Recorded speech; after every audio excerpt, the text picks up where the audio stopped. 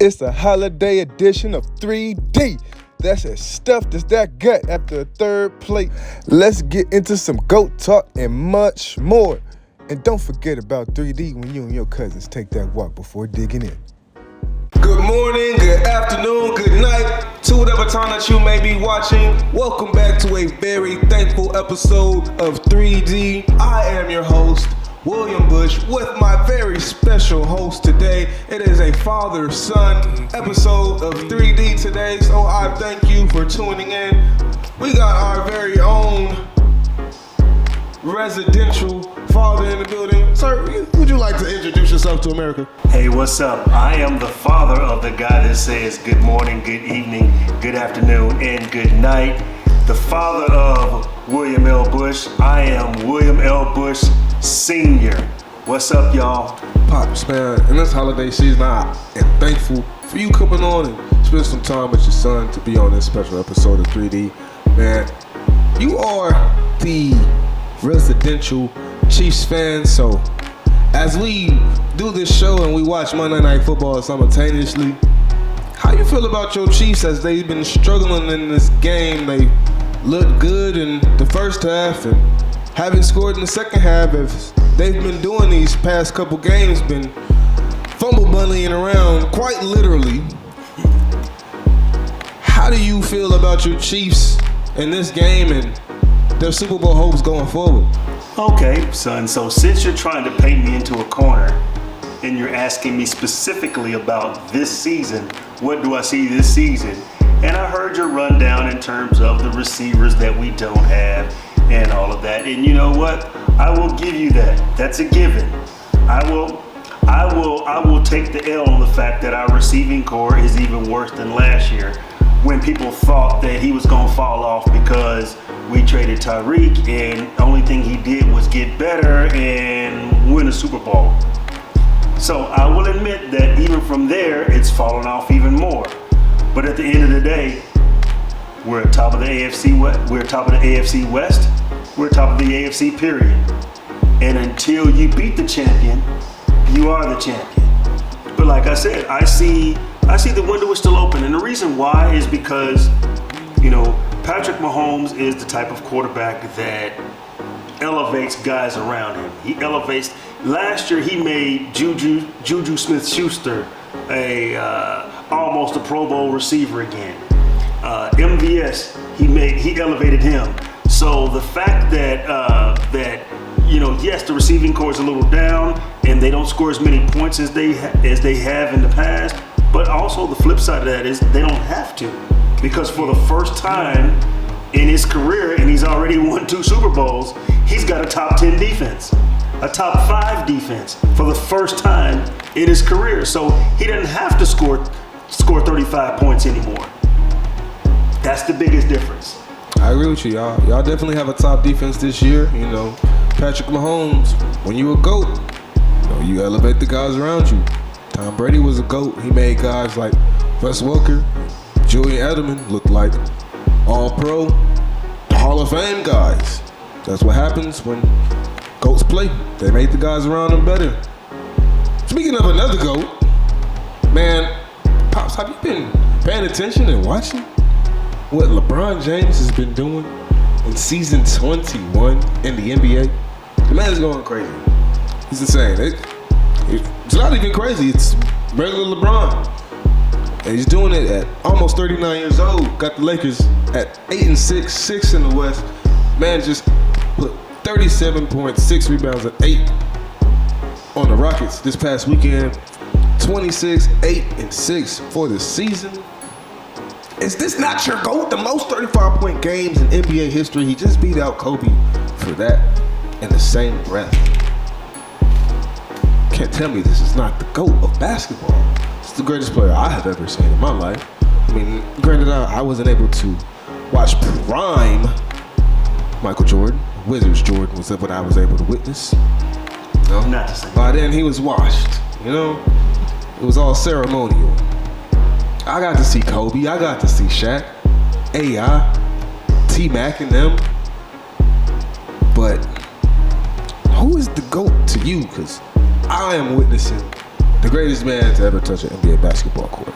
Wow, son, you've asked me something really hard, and I really don't like to get into GOAT arguments, but, you know, I did watch and see Prime Jordan in the 80s and 90s. I saw that. I saw him when he won his first championship. I saw him when he, in the game against the Lakers, where he went up with his right hand as if he was going to dunk it. In midair, it looked like he changed his mind and decided to switch it to the left hand for the scoop layup. I saw that in real time. I didn't see a replay. I was watching that game on TV. I saw it in real time, or as real time as you could get back then.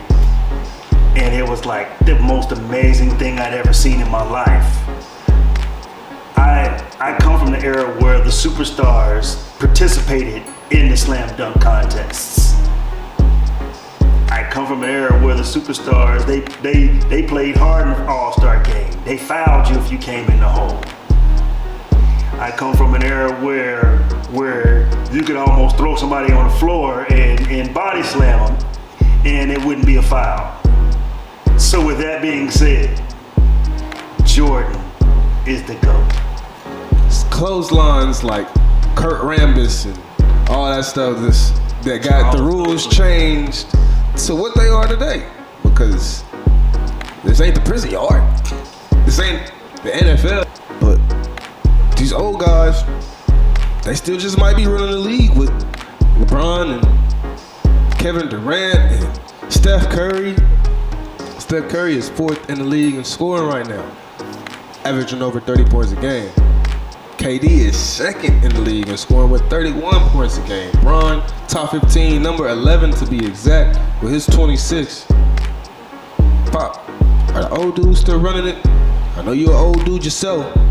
How you feel about these old dudes in the league? You know, you got the Lucas, you got the Joel Embiids, the Shai Gilgeouses of the world, who've been balling and tearing it up as usual, but I think these old guys still might have their chokehold on the league and they not giving it up just yet. What do you say? Well, if you're basing it up on stats alone, I mean, the proof is in the pudding. You can't get mad at who who 2 of the top 4 are. You know, Durant and Curry. But in that same vein, also 2 of the top 4 are some of the younger guys, Embiid and Luka Doncic. So, I mean, it's I think it's a matter of neither one is actually running the league, but the old cats are still saying, "Hey, we still here. We still here, young fellas, and we still got something to prove and to show y'all." I think there's something to be said for what you just said. These young cats, they doing their thing.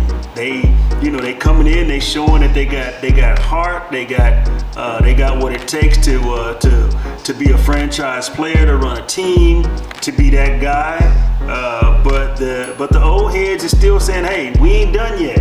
You know, the Kevin Durant's of the world, Steph, Bron. I even would count Giannis is kind of one of those middle-aged guys right now. Giannis is 27. Right, well, that's middle age. That's middle age, but still, you still got Joker, who is an older player. All right, so you got your guys like your KDs and Steph and Bron, who are admittedly on the latter part of their career, but they're still balling out. They're still showing that, hey, I can still, I might not be as quick, I might not be as fast, I might not be able to jump as high, but I'm still smarter than you because I've got this wisdom of all these years in the league, in the game. That's the difference. That's why young guys, that's why the older cats that's why you can play till you're older if you're a smart player, because you've got that wisdom. That's like that old dude when you go to the gym, the old dude in the cutoff shorts and the dress socks up to his knees with the Chuck Taylors on. That's the guy you want to pick for the pickup game. He's slow. He can't out fast. He can't out quick nobody, but he's smarter than everybody on the court, and he can shoot yourself out the gym. Oh no, man, I ain't picking nobody up that's coming to the gym with the Jason Terry socks on. I can't do it. Dress the socks, Jason Terry. You coming in the gym with the Jason Terry socks and the Converses on, like you hooping back in the day with Will Chamberlain and them, you definitely getting picked last. You're not on my team, and if you, by some hopeless chance that you are, you're not getting past the ball. Don't come in the gym with no Jason Terrys and Chucks. It's not happening. It might be a toss-up right now. You got 2 of the 4 last champions of the league being young guys. You also have, with Giannis winning his championship and Jokic winning his championship last year, you also have 2 old guys getting championships 2 of the last 4 years as well.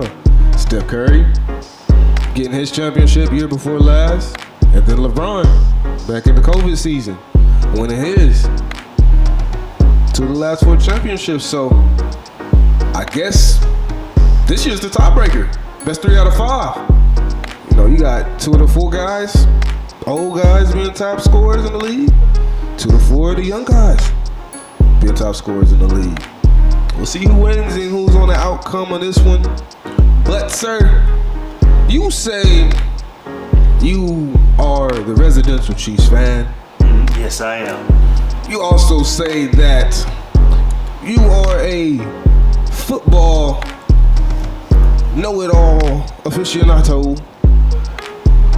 You know, you say you got some sports knowledge, you got some sports background. Is this right? I am a sports aficionado, and yes, I have some sports background. You know I play sports. Right on. Well, we're about to test that knowledge tonight. Senor aficionado. I know you got your little Palm Pilot, your tablet over there, you know, your iPad over there. I don't want you cheating. Trying to peek or get no answers. None of that good stuff tonight. You know, it's all very tall fun and game. But without further ado, let's go ahead and roll into question number 1. There have been 9 quarterbacks that have passed for 5,000 yards in season in NFL history. Only 9. Who was the last one to do it and what year? Patrick Mahomes, 2019. You know, I have to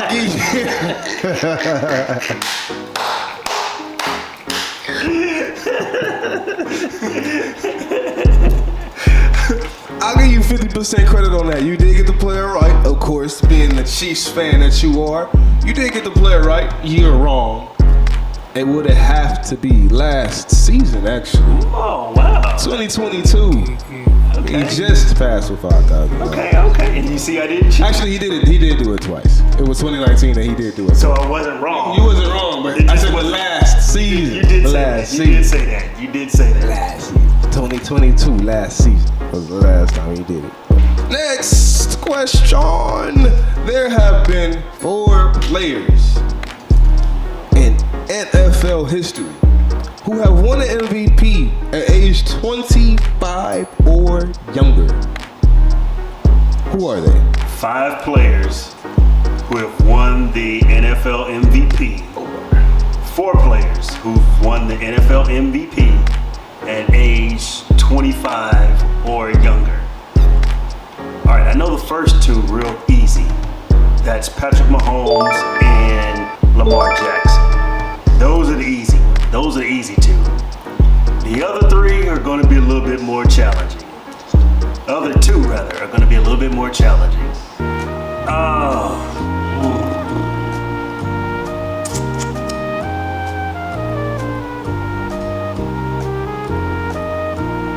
MVP. Adrian Peterson. Okay, I missed that one. He did win an MVP. He did win an MVP, but he wasn't 25 or younger. Okay, yeah, I'll take a lifeline. He needs a lifeline. Okay. These players, these running backs, just so happened to go head to head in their heyday in the Super Bowl? These running backs. So okay, that lets me know it's a running back. Both of them are running backs in their heyday in the Super Bowl. John Riggins and Marcus Allen. A little bit too old. Okay, so I'm going too old. All right, so I'm going to say Emmitt Smith. Ding, ding, ding. And Roger Craig. Super Bowl. Super Bowl. Okay. NFC champion. But they were in the Super Bowl. That's right, Super Bowl. Super Bowl. Thurman Thomas. You needed a little bit of help. You know, it only took one hit, but you did get it. You did get it. Eventually, we worked crawled to the finish line, but we got there eventually. All right, Mr. Chiefs fan, it's the last and final question. This just might prove how much of a Chiefs fan you just really might be. Who are the top 3 single season sack leaders for your Kansas City Chiefs? I just need the names. I don't need the numbers. I'm not gonna promise in order, but I think I can name them though. Top 3 in history, right? Chiefs history. Derek Thomas. I'm gonna go with Justin Houston. Is in the top 3. So I've got 2 out of 3, right? Mm-hmm. All right. So number 3 would be. I've got to give this a little bit of thought.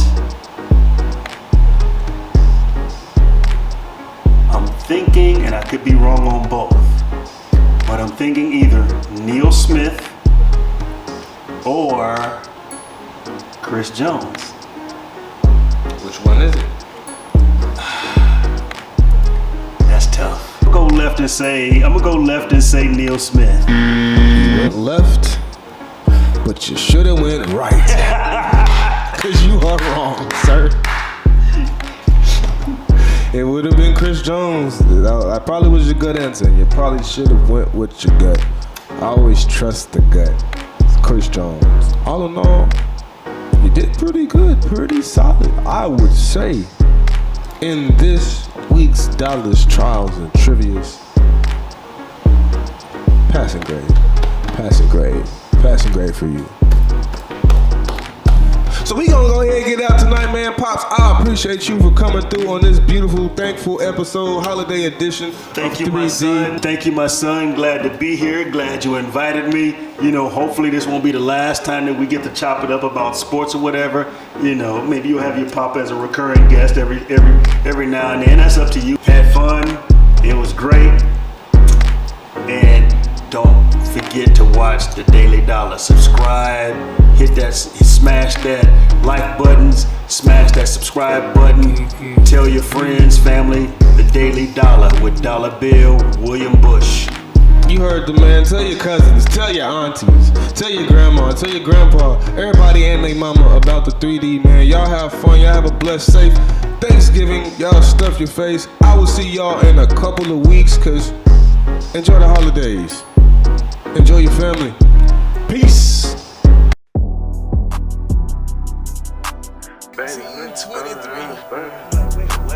Mic check. 1, 2, 1, 2. 23.